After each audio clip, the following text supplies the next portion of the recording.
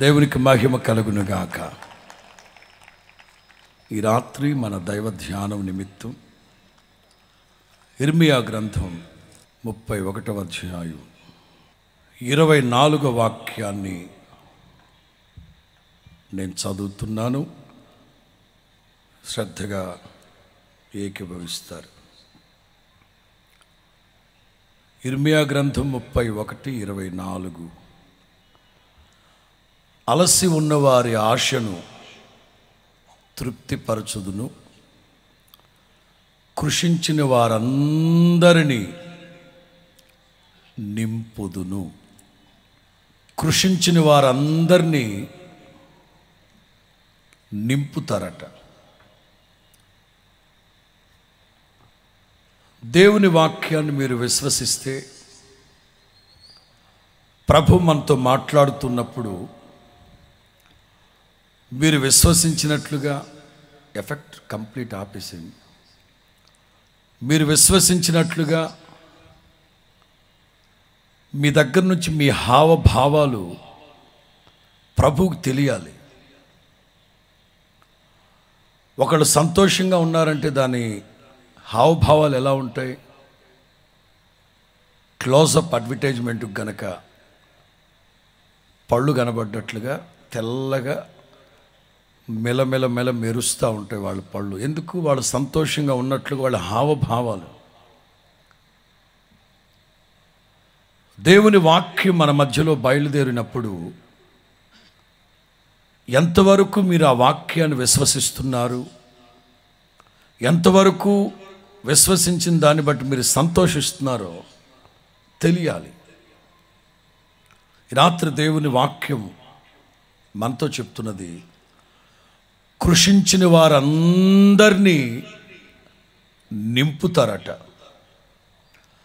నేను బాగానే ఉన్నాను, కలకల్లాడుతున్నాను, నేనెక్కడ కృషించాను? కృషించినట్లుగా పాస్టర్ గారికి ఎలాగ తెలుసు అని మనం అనుకోవచ్చు. ప్రభు నాకు ఇచ్చిన ప్రత్యక్షతను బట్టి పరిశుద్ధ గ్రంథంలో అక్కడక్కడ ఉన్న కొన్ని మాటలు నేను పికప్ చేసి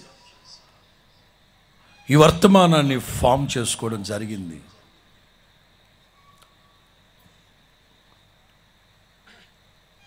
అచ్చమైన తెలుగులోనే చెప్తాను. ఆ ఫ్రేజ్ నింపుదును. ఈ రాత్రి మీరు ఏ హృదయంతో ఇక్కడికి వచ్చారో నాకు తెలియదు, కానీ అన్ని కోణాలు నాకిచ్చిన క్లుప్త సమయంలో నేను సంపూర్తి చేయలేను, కానీ మీ ఆధ్యాత్మిక ఎదుగుదలకు కావలసిన కోణాలన్నింటిలో నా దేవుడి రాత్రి మిమ్మల్ని అందరినీ నింపి ఇక్కడి నుంచి తీసుకుని వెళ్ళబోతున్నారు. అది మీరు విశ్వసిస్తే కుడి చేతుల పైకెత్తి ఆమేన్ అనడమో, బిగ్గరగా హల్లెలూయా చెప్పడమో ఏదో ఒకటి చేయాలి. అంటే మీ హావభావాలు ప్రభువుకు తెలియాలి. నేను గత 2 నెలల నుంచి చెప్తున్నా ఒక మాట. మాతో పాటు ఇజ్రాయెల్ దేశానికి వచ్చారు ఒక జంట. దేవుడి దయ వల్ల అనాలో కర్మకాయలు అనాలో తెలియలేదు కదా అని వాళ్ళ మ్యారేజ్ డే యెరూషలేములో ఉన్నప్పుడు వాళ్ళ మ్యారేజ్ డే వచ్చింది. ఎన్ని సంవత్సరాలంటే 40 ఏళ్ళు పూర్తి చేసుకున్నామన్న. బా సంతోషం. మంచి కేక్ తెప్పిద్దాం అనుకున్నాం. యెరూషలేములో కేక్ కొనాలంటే నేను ఇక్కడ ఆస్తులు అమ్ముకోవాలి, ఖరీదు ఎక్కువ. అందుకని నేనేం చేశాను, బ్రేక్ఫాస్ట్కి వెళ్తే అక్కడ బోలెడని బొట్ట కేకులు, ఆ కేకులు, ఈ కేకులు అన్నీ పెట్టుంటాయి. ఎవరు ఉండరు, మన మీద అంత నమ్మకం వాళ్ళకి. అందుకని నేనేం చేశాను, నానా జాతి సమితి కేకులన్నీ తెచ్చి ఒక చోట ఒక పళ్ళెంలో పెట్టి పైన సాసు జాము మొత్తం పైన పోసి అలికేశాను. మ్యారేజ్ డే కేక్ కింద. అంకులు రండి, ఆంటీ రండి, కొంచెం నుంచోండి. అడిద్దరు ప్రార్థించి, ప్రభువా 40 సంవత్సరాలు కాపాడే ప్రభువా అని హ్యాపీగా సేవకులు నేను రమేష్ పాస్టర్ ప్రార్థన చేసి, అంకుల్ మీరు ఒకరికొకరు కేక్ పెట్టుకుని సంతోషంగా హ్యాపీగా మ్యారేజ్ యానివర్సరీ చెప్పుకోండి అన్న, విషెస్ చెప్పుకోమన్నా. ఆ తల్లి ఏమో చెప్తా ఉంది, నేనేమో happy married life, happy married life, happy married life. నేను చూస్తున్నా. అంకులు కొంచెం సంతోషం చెప్పు అంకులో, కొంచెం నవ్వుతా చెప్పు అంకులో. ఆంటీ అంటది, అది నవ్వే. ఆయన ఆంటీ గారు ఇదే నవ్వండి అంటే 40 ఏళ్ళుగా చూస్తున్నా, ఎంత ఇదే ఎక్కువ ఈ 40 yearsలో ఆయన నవ్వడం. ఏది హ్యాపీ మ్యారీడ్ లైఫ్, హ్యాపీ ఇదేం నవ్వురా. ఇప్పుడు మీరు నవ్వింది అచ్చమైన నవ్వు, 16 అనాలు నవ్వు. అది స్తోత్రం చెప్పండి గట్టిగా. కృషించిన వారందరినీ నింపుతారట ఆయన. ఆధ్యాత్మిక జీవితంలో ఏ ఏ కోణాల్లో మీరు కృషించున్నారో పాస్టర్ జాన్ వెస్లీకి అయితే తెలియదు, కానీ మనం ఆరాధిస్తున్న యేసయ్యకి సమస్తం తెలుసు. యేసు అందరిని ఎరిగినవాడు, ఆంతర్యములు ఎరిగినవాడు. హల్లెలూయా. మనిషి కృషించిపోవడానికి కారణం ఏమిటి? మొదట తెలుసుకుంటే ఆ తర్వాత నింపబడే సంగతి తర్వాత మాట్లాడతాం. అసలు ఒక వ్యక్తి ఎందుకు కృషించిపోతాడు? కొంతమంది ఉంటారు ఎండిపోతుంటారు, కొంతమంది ఉంటారు ఆ మొహం చూస్తే 3 రోజులు అన్నం తినబుద్ధి కాదు. వాళ్ళని చూసిన వెంటనే తెలుసు, ఏంటి ఎండిపోతున్నాడు, ఏమిటి తను, ఏమిటి ఎండిపోతుంది, ఏంటివిడా. కృషించిపోవడం అంటే ఎండిపోవడం. అందుకే దేవుని వాక్యంలో రాయబడిన మాట, ఎల్లప్పుడూ ఉబుకుచూ ఉండు ఓటవలే, నీరు కట్టిన తోటవలే, ఇక నీవెన్నటికి కృషింపక. హల్లెలూయా. ఎప్పుడు నీరు కట్టిన తోట ఎండిపోద్దండి. ఒక తోట ఉంది, ఇది బైపాస్ రోడ్లో, శనివారపేట దారి బైపాస్ రోడ్లోకి వెళ్ళామనుకోండి, జామ తోటలు ఉన్నాయి, మంచి జామ తోటలు, చింతలపూడి వెళ్ళే రోడ్డుకి పక్కన. ఆ తోటలో ఎప్పుడు ఉబుకుచుండే ఓటు ఉంటుంది. ఎప్పుడు ఉబుకుచూ ఉన్న ఓట దగ్గర ఉన్న చెట్లు వాడిపోతాయా, ఎండిపోతాయా, కృషించిపోతాయా చెప్పండి? మనిషి శరీరం కృంగిపోవడానికి, ఆత్మ కృంగిపోవడానికి, ప్రాణం సొమ్మసిల్లిపోవడానికి గల కారణాలు ఏమిటో మీకు చెప్పి ఆ తర్వాత మిమ్మల్ని ఉత్తేజపరిచేటట్లుగా నా దేవుడు ఏ ఏ విషయాల్లో మిమ్మల్ని నింపుతాడో సవిస్తారంగా ఈ రాత్రి నా దేవుని మాటలు మీతో పంచుకుంటాను. ప్రతి మాటని పరిశుద్ధాత్ముడు జీవముతో పొదిగి మీ హృదయాలలో నాటునుగాక, మీ చెవుల్లో నాటునుగాక. చదువుదాం ఒక మాట. యోబు గ్రంథం 19వ అధ్యాయం 27వ వాక్యం చివరిలోకి వెళ్ళిపోతే, నాలో నా అంతరింద్రియములు అంటే లోపలున్న ఆర్గన్స్, తలల పైకెత్తని. ఆ మధ్య ఎవరో తల్లి వచ్చారు, బాబు ప్రార్థన చేయను, ఆయన ఇడ్లీలు చెడిపోయాయి అంటాం. ఇడ్లీలు చెడిపోయాయా? మినప్పప్పు మంచి దేశం ఉంటే సరిపోయేది కదమ్మా. ఈలోగా మనవడు వచ్చాడు, పాస్టర్ గారు ఇడ్లీలు కాదంటే కిడ్నీలు. ఒక వ్యక్తికి కిడ్నీలు పాడైపోతే, ఒక వ్యక్తికి కిడ్నీలు లోపల ఉన్న అంతరింద్రియ కిడ్నీలు పాడైపోతే కలకల ఆడుతుంటాడండి. చెప్పండి ఏమవుతాడు? ఎండిపోతాడు. ఒకరికి ఊపిరితిత్తులు పాడైపోయాయి, ఏమవుతాడు? నేను విక్రిస్తున్నాను అనుకోకండి. ఊపిరితిత్తులు పాడైపోతే, లివర్ పాడైపోతే, గుండె ఈక్లెస్ వచ్చేస్తే, హార్ట్ అటాక్ చేస్తే, కిడ్నీలు పాడైపోతే, లోపలున్న అంతరింద్రియాలు ఎప్పుడైతే చెడిపోతాయో మనిషి కృషించిపోతాడు. క్రీస్తు యేసు యొక్క వాత్సల్యాన్ని బట్టి రాత్రి మీతో రూఢిగా చెప్తున్నాను, మీలో ఎవరైనా శరీర బలహీనత అతి రాత్రి ఇక్కడికి వచ్చుంటే, దూరాన సమీపాన ఎందరైతే నా దేవుని మాటలు వింటూ ఉన్నారో ఒకవేళ అవయవాలన్నీ చెడిపోయి మీరు ఇక్కడికి వచ్చిన నా ప్రభు రిపేర్ చేసేవాడు కాదు. ఆరోగ్య ప్రదాత, అవయవ నిర్మాత, సృష్టికర్త నా ప్రభువుకి అసాధ్యమైనది ఏది లేదు. ఈ రాత్రి నూతన అవయవాలు నా ప్రభు మీకు దయచేయునుగాక. విశ్వసించిన వారు బిగ్గరగా దేవునికి స్తోత్రం చెప్పండి. సమస్య లేదు, సందేహమే లేదు. నా ప్రభు ఈ రాత్రి అవయవాలు పాడైపోయి, అవయవాలు చెడిపోయి, అంతరింద్రియాలన్నీ చెడిపోయి, ఒకవేళ మీరు కృషించిపోయినారేమో, ఈ రాత్రి నా ప్రభు ముట్టబోతున్నాడు. ఈ రాత్రి 2 సంవత్సరాల క్రితం బాపట్లలో హోప్ చిల్డ్రన్ హోమ్ అని ఒకటి ఉంది. దాన్ని నడిపిస్తూ ఉంటారు ఒక తల్లి, బ్యోలా, పెద్ద ఆవిడ, తల్లి లాంటిది, పుట్టు క్రైస్తవురాలు. ఆ తల్లి గత 2 సంవత్సరాలుగా షుగర్ చేత బాధపడుతూ మరణ పడకలోకి వెళ్ళిపోయింది. కొడుకేమో అమెరికా టెక్సాస్లో ఉంటాడు, డల్లాస్లో ఉంటాడు. కూతురు అల్లుడు ఇక్కడే ఉంటారు. రోజు రోజుకి చిక్కి శల్యం అయిపోయింది, మంచం ఎక్కింది. వాళ్ళు తిన్నగా విజయవాడలో వాళ్ళ బంధువులు కుర్రోడు వేరే డాక్టర్ దగ్గరికి తీసుకెళ్తే, ఆ నక్కల్ రోడ్లో ఒక డాక్టర్ దగ్గరికి వెళ్తే డాక్టర్ అన్ని పరీక్షించి, మీకు కిడ్నీలు పాడైపోయి, లివర్ పాడైపోయింది, మీరు ఈ రాత్రి గట్టెక్కడమే కష్టం, చనిపోతారు.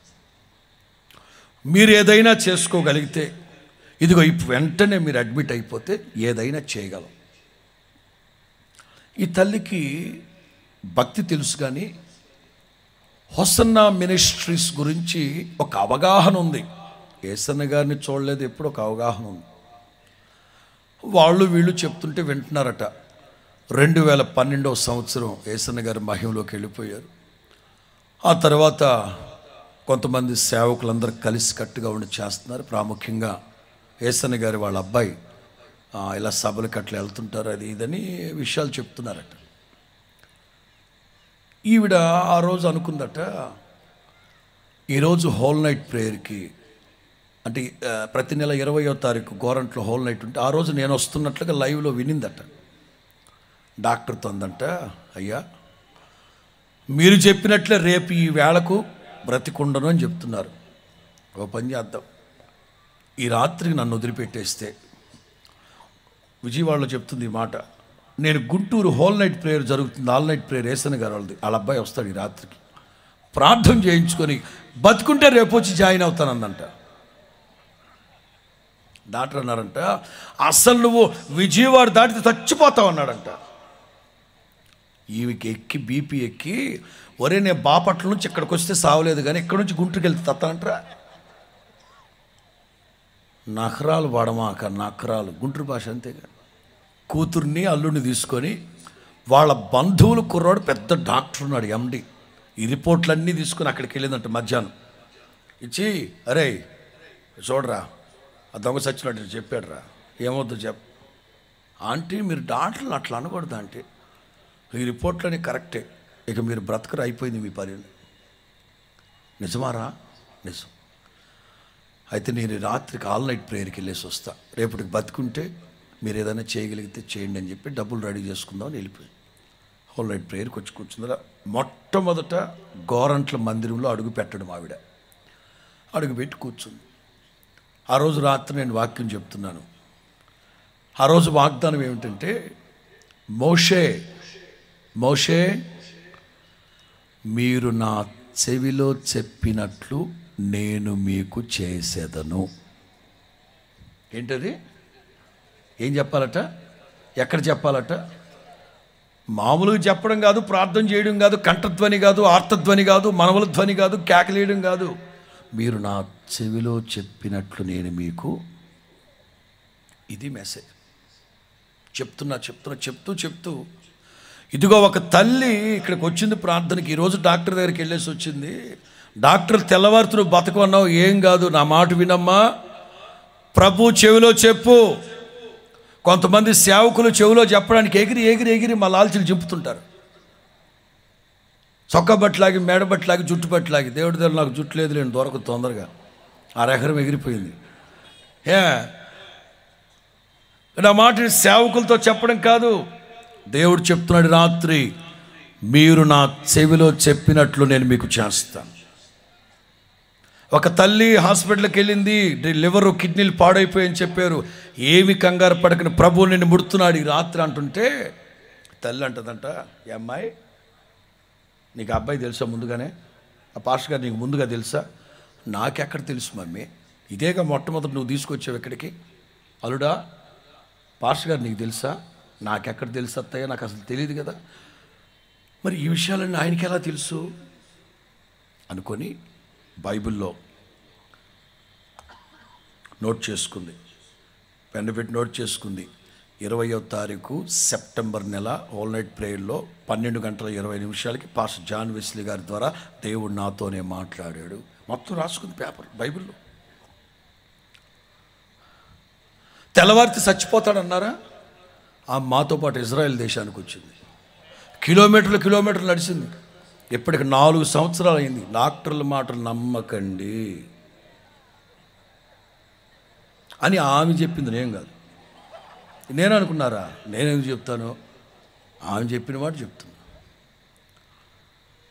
ఒకవేళ ఈ రాత్రి ఎండిపోయింది ఆ తల్లి. మొన్న మాతో పాటు జూన్ నెలలో అమెరికాకు వచ్చింది. వాళ్ళ అబ్బాయి ఇంచుమించు 10 కోట్ల రూపాయలు పెట్టి ఒక బిల్డింగ్ కొనుక్కుంటే దాన్ని మా ద్వారా ఓపెన్ చేయించింది టెక్సాస్లో, డెలాస్లో. ఒకసారి ఆలోచించండి. యోబు అంటారు, నేను కృషించిపోతున్నాను. కారణం ఏంటి? నా అంతరింద్రియాలన్నీ. ప్రియులారా, యోబు పరిస్థితి ఎలా ఉంటుందో చెప్పనా? ఒకసారి దేహము చిట్లి మరలా అతుక్కుందంట. అమ్మా పోన్లే ప్రభు అనుకుంటున్నాడు. మరలా చిట్లిందంట. చదవండి యోబు గ్రంథంలో. భయంకరమైన పరిస్థితి. ఒకసారి చిట్లింది దేహం, దేవుడు బాగు చేశాడు. మరలా ఎండ కాకకి మరలా చిట్లింది నా దేహం. అందుకే నేను కృషించిపోతున్నాను. ఈ రాత్రి శరీర బలహీనత చేత ఎవరైనా కృంగిపోయి ఉంటే, కృషించిపోయి ఉంటే, ఈ రాత్రి నా ప్రభు మిమ్మల్ని నింపబోతున్నాడు. సంపూర్ణ ఆరోగ్యాన్ని నా దేవుడు మీకు ప్రసాదించబోతున్నాడు. ఈ రాత్రి విశ్వసించిన వారు దేవుని మహిమను అనుభవించుదురు గాక. 2, ఎవరు కృషించిపోతారు తెలుసా? యెషయా గ్రంథం 19,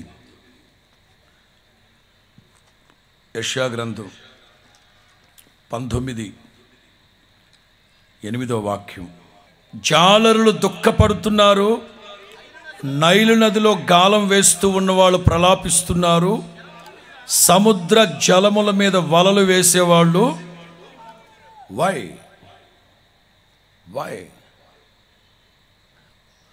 గుడివాకలంక నుంచి వచ్చిన మా దేవుని ప్రియులు ఎప్పుడు నాతో చెప్తూ ఉంటారు, పాస్టర్ గారు ప్రార్థన చేయండి, పిల్లల్ని చెరువులో వేసాం. పిల్లలు చెరువులో వేస్తారా? అదే శాప పిల్లల్ని. అదే కదా, సెంటెన్స్ పూర్తిగా చెప్పరు, కొంతమంది సగం మాట్లాడతారు. పిల్లలు చెరువులు వేసారంటే ఇదే అంటారు బాబు, పిల్లలు చెరువులు వేస్తారు అనుకున్నాను. జాలరులు దుఃఖపడుతున్నారు, నైల్ నదిలో గాలాలు వేసుకునే వాళ్ళు, చిన్న వ్యాపారాలు చేసుకునే వాళ్ళు బాధపడుతున్నారు. సముద్రం మీద కోట్లల్లో లక్షల్లో బిజినెస్ చేసేవాళ్ళు, కొల్లేట్లో చేపల చెరువులు చేసి లక్షల్లో పెట్టుబడులు పెట్టి చేసేవాళ్ళు కృషించిపోతున్నారట. ఎందుకు? వ్యాపారాలు లేక, సముద్రపు పంట లేక. అందుకేగా వందల మంది వేల మంది ఆత్మహత్యలు చేసుకుంటున్నారు రైతులు. పంట అంటే అది పాడి కావచ్చు, పంట కావచ్చు, వ్యవసాయం కావచ్చు, చేపల చెరువులు కావచ్చు, వేటలు కావచ్చు, వాట్ ఎవర్ ఇట్ ఈస్. ఈ రాత్రి క్రీస్తు యేసు యొక్క వాత్సల్యాన్ని బట్టి మీతో రూఢిగా చెప్తున్నాను, కృషించిన వారందరినీ నా దేవుడు నింపబోతూ ఉన్నారు. ఆల్మోస్ట్ నిన్న రాత్రి మన సహోదరులు దీవెనయ్య గారు మీతో చెప్పుంటారు, పేతురు ఏమిటి సంగతి? ఏమిటి సంగతి అండి? ఇంటికి వెళితే కట్టుకున్న భార్యకి కన్న పిల్లలకి లోకు అయిపోయాను నేను. రోజు సాయంకాలం అయితే చాలు వాళ్ళు వేసుకుని పెద్ద పోటుగోళ్ళలాగా బయలుదేరుతాయి ఆటకి. కనీసం బురద మట్టి కూడా పట్టలేదు బాబా. ఇక్కడ 2 నెలలుగా ఇంటి అద్దె కట్టలేదు, పిల్లలకు ఫీజు కట్టలేదు, కరెంటు బిల్లు కట్టలేదు. నా బతుకు అర్ధాంతరంగా నాశనం అయిపోయింది, చచ్చిపోదాం అనిపిస్తుంది. మరేంటి సంగతి? కృషించిపోయానయ్యా. అవునా? నీ దోణి కొంచెం లోతుకు నడిపించాలి. 2 దోణెలు నింపాడు నా ప్రభు. చప్పలు కొడుతూ దేవునికి స్తోత్రం చెప్పండి. 2 దోణెలు నిండిపోయేటట్లుగా నింపారు నా ప్రభు. ఎందుకు కృషించిపోతున్నారు? ఆరోగ్యం పాడైపోతే కృషించిపోతాం. వ్యాపారాలు పాడి పంట నష్టం వస్తే కృషించిపోతాం. 3 69వ కీర్తన 20వ వాక్యాన్ని చదివి 19లోకి వెళదాం. నిందకు నా హృదయం బద్దలైపోయింది, బహుగా కృషించిపోయాను. 19 నింద, సిగ్గు, అవమానం నాకు కలిగింది. నా విరోధులందరూ నీకు కనబడుతున్నారు నాయన. ఈ నిందలకి నా హృదయం బద్దలైపోయి నేను కృషించిపోతున్నాను. నింద అంటే జరగనిది, నింద అంటే ఊహించనిది, నింద అంటే ఎవడో ఒకడు ఏదో ఒకటి టైంపాస్ కోసం ఎదటోళ్ళ మీద వేసేసేది. ఈ నిందలకి దూషణలకి సిగ్గు అవమానం కలిగి గుండెలు బద్దలైపోయినప్పుడు మనిషి కృషించిపోతాడు.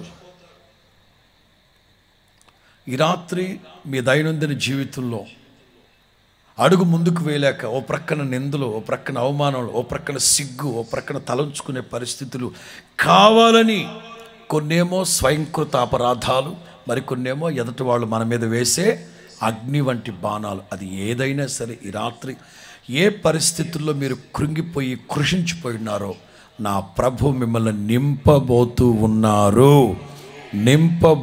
ఉన్నారు. ఒక్కొక్క విషయాన్ని కూలంకుషంగా పరీక్షించుకుంటూ వాక్యపు వెలుగులో జీవితాన్ని సరిదిద్దుకుంటూ వెళదాం. మొదటి మాట జకర్యా 1:17. జకర్యా గ్రంథం 1వ అధ్యాయం 17వ వాక్యం. ఇక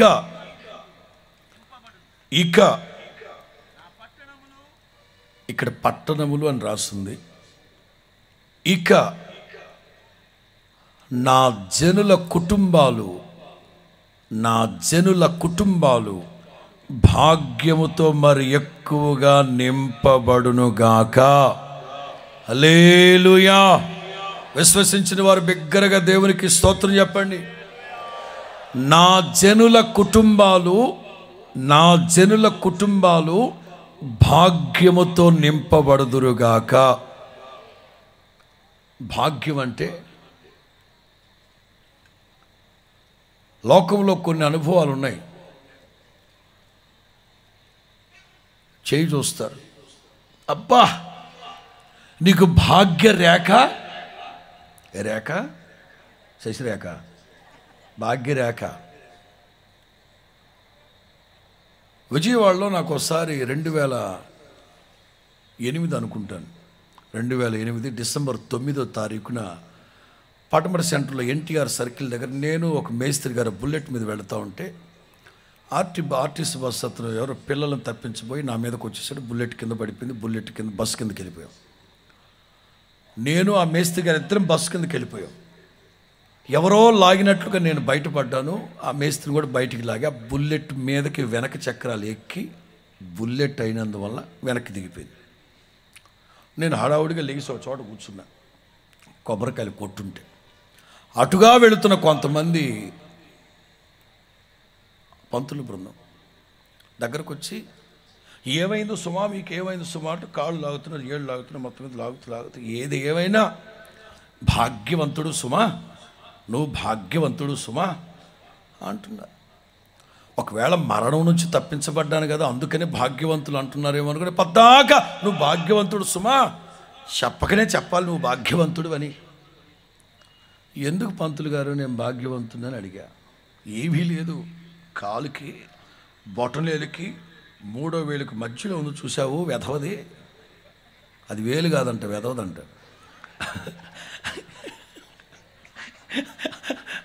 అన్ని వేళ్ల కంటే అది కొంచెం ముందుకు వచ్చిందంట. భాగ్యవంతుడు సుమా, నీకు రథగండం లేదు సుమా. నా జీవితంలో రథగండం లేదంట. 30 సార్లు యాక్సిడెంట్లు అయినాయి నాకు, కోసాలన్నీ కదిలిపోయినాయి, మెడ విరిగిపోయినది, నాకు నడుములు చచ్చుబడిపోయినాయి, మోకాళ్ళు విరిగిపోయినాయి, నా తొడగూడు వసిలిపోయింది, ఈ కుడికాల్లో మాంసం అంతా ఊడిపోయింది. నాకు ఇంచుమించు 30 సార్లు నాకు యాక్సిడెంట్లు అయినాయి. కానీ నా దేవుని మహాకృప, నా దేవుని బలమైన సంకల్పం నన్ను ఇంకా బ్రతికించింది.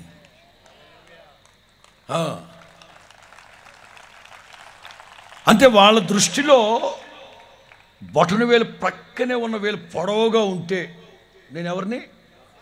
ఈ రాత్రి దైవ దీవెనగా నేను మీతో చెప్తున్నాను, నా జనుల కుటుంబాలు భాగ్యముతో నింపబడతాయి.